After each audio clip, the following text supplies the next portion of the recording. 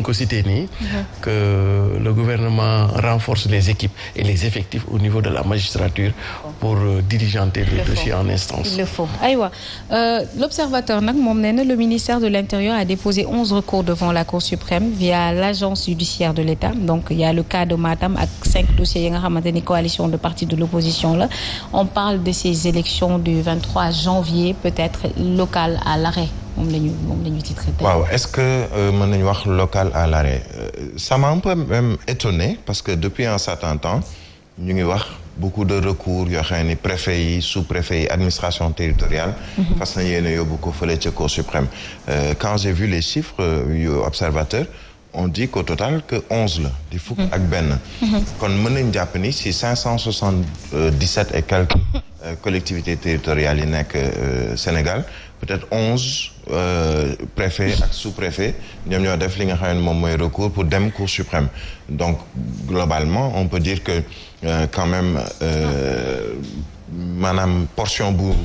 incongrue la bu néew la mais est-ce que mën naa arrêter local yi alors sur cette question on est à aujourd'hui 60 jours des élections territoriales du 23 janvier prochain ci 60 jours yooyu Cour suprême ñetti fan la ci am pour dossier bu ñu ko jox boo xamee ni appel la mu mën ko saytu mais day fekk déjà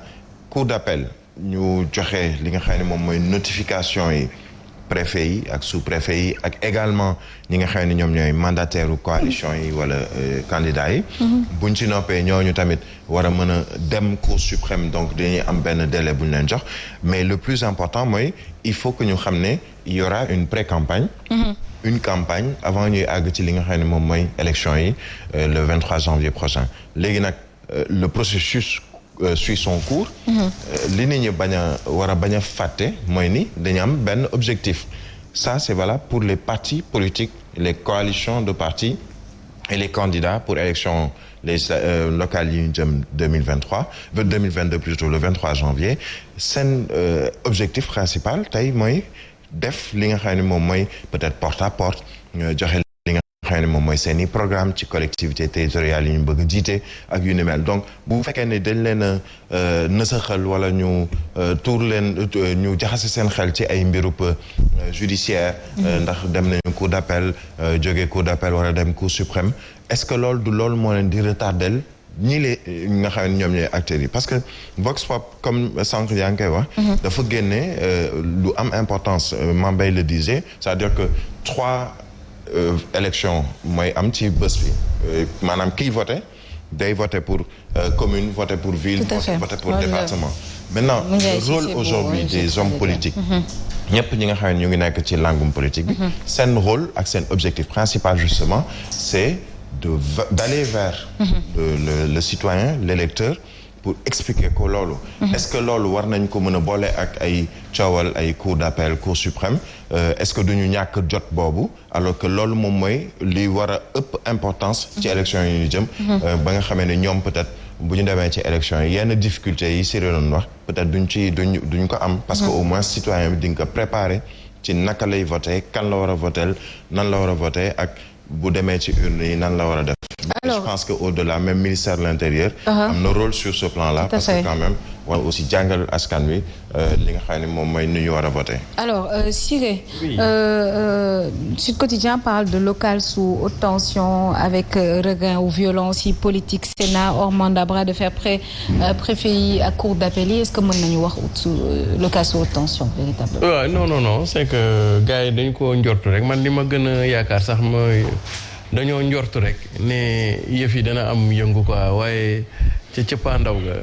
jàpp naa ne dara du ci yëngu waaye nag dafay des ci ay la yowee ñi nga xam ne ñooy organiser ci ñoom lay des boo xoolee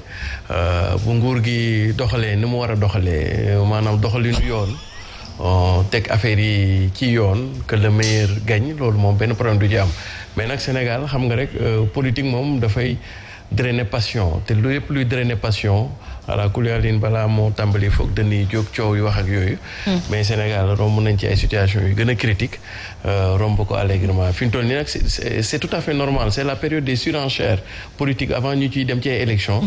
C'est la période des surenchères donc dina am kii ak yooyu mais Sénégalais yi depuis 1797 nañ commencé voter en réalité donc gars yi am nañu culture. Depuis États généraux France, c'est 1789, avec la Révolution, je pense. Les Sénégalais ont commencé à voter depuis très longtemps. Donc, ce qui fait que... Mais il y a une particularité si élection locale il est non, chaque année avec particularité. Chaque année avec particularité. Je pense que yu bees la surtout que. voilà suffrage universel direct bi am ci élection territoriale yi. comme ni ñu ko waxee muy ñetti vote yoo war a def et cetera peut-être c'est là la difficulté mais pour rejoindre un peu Siré très rapidement. oui tout à fait. nawetaan jamonoy nawetaan day am violence entre guillemets parce que diggante équipe nangam ASC nangam ak ASC sangam ñu bokk benn koñ yenn saa yi mu am benn genre xëccoo bu ci am c'est exactement la même chose ay nawetaan lañu et je pense que le rôle du QDIS mi nga xam